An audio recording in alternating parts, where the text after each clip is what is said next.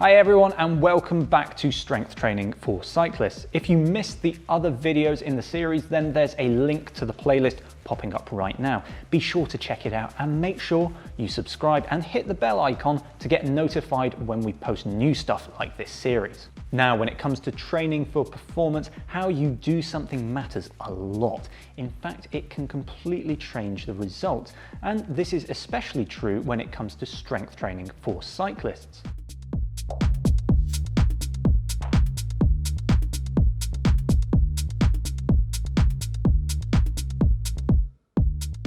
More cyclists than ever are hitting the weights these days in an effort to improve their performance on the bike.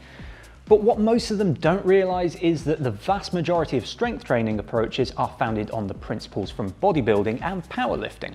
While these principles certainly have their place, as cyclists, what we want to see is performance gains, not necessarily bigger muscles. With that in mind, we're going to look at some common exercises that have cycling-specific tweaks that will help you to see improvements on the bike, not just in the gym. Guiding you through the exercises is Menachem Brodie of Human Vortex Training. He's a qualified cycling and strength and conditioning coach with over 15 years of experience working with pros and amateurs alike.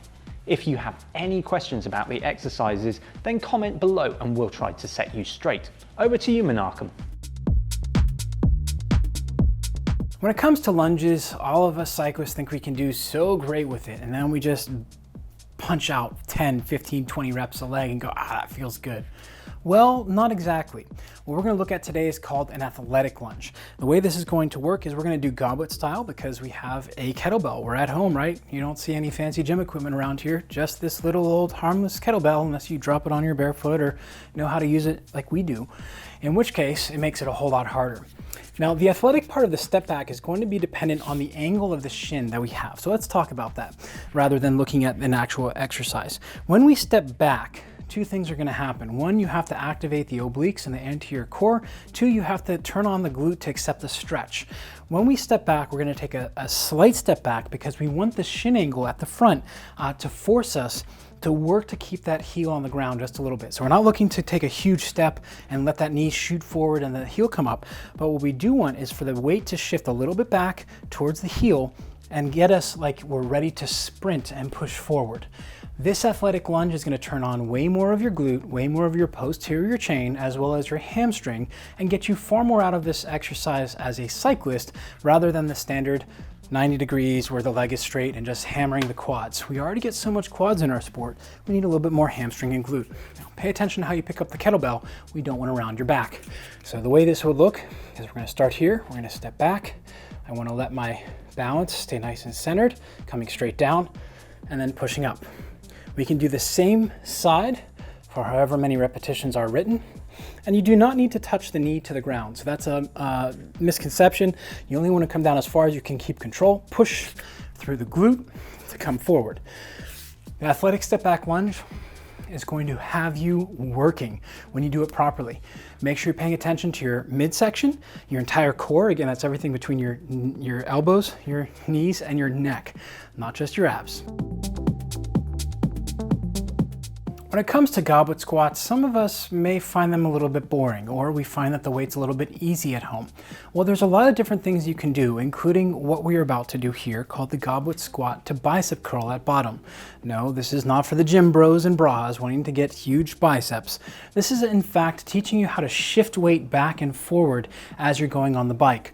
This is a fantastically powerful exercise as long as you stay in your range of motion.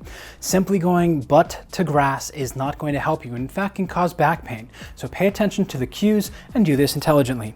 Now, as always, be careful how you pick up the kettlebell.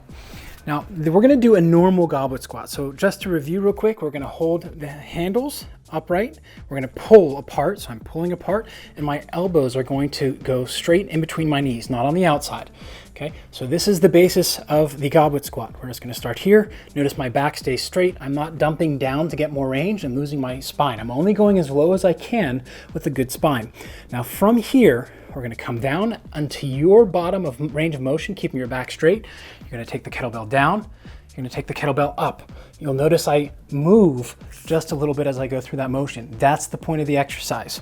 Now, if I found that to be too easy, we can do it the opposite way. This is gonna change the weight distribution. Come down, my bottom range of motion, down, up, a whole lot harder. Now, you can hear it gets my breath up, and that's just 2 or 3 repetitions. As you go through this exercise, pay attention to what your lower back and glutes are telling you. If they're starting to fatigue or you're starting to feel like you're rounding your back, the exercise is done. One of the things that we work so hard is locking the rib cage and pelvis together. But let's be honest, when we're out on the bike, we're actually getting a lot of movement from the upper torso. So how do we keep everything locked together? The side lunge cross connect is a fantastic exercise to help you learn how to get thoracic rotation without losing the alignment essentially of your spine.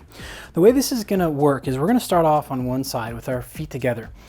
When we do this, really important, take a medium side step, because we're gonna want the hip to be directly behind the knee, not the knee all the way out and the hip in the middle. So a medium step, which for me I know is 2 tiles. Now from here, I'm shifting my weight out to that outside foot. I'm putting my hips back in a hinge, keeping my hip in alignment with the knee. Now from here, I'm going to rotate only through my upper back and then come back and push off and over. Let's take a look at what that would look like from the side. So I'm going to start with my feet together, as you can see here, keeping everything nice and straight. Side step, just about 2 tiles for me. Pushing that hip out to the side. You'll notice it's a hinge pattern. And then from here, I'm keeping my chest up, my toes are on the ground. I'm rotating in through the upper spine. I can feel my glute and my outer hamstring fire and my oblique, and then up and away. A common mistake a lot of cyclists will make is thinking they have to come across the body. We do not want to crunch. Again, this is a rotation through the upper spine. So from the back, side step, hinge, you'll see that back leg is straight. Here, rotate through the upper back only and back. It's a fantastic exercise. I like to use it as a dynamic warm-up. You can also use it within your ride, and you can feel that groin open as well. To make it a little bit more challenging or to get more into one side, you can do them like I did today. Instead of 4 or 5, going to one side.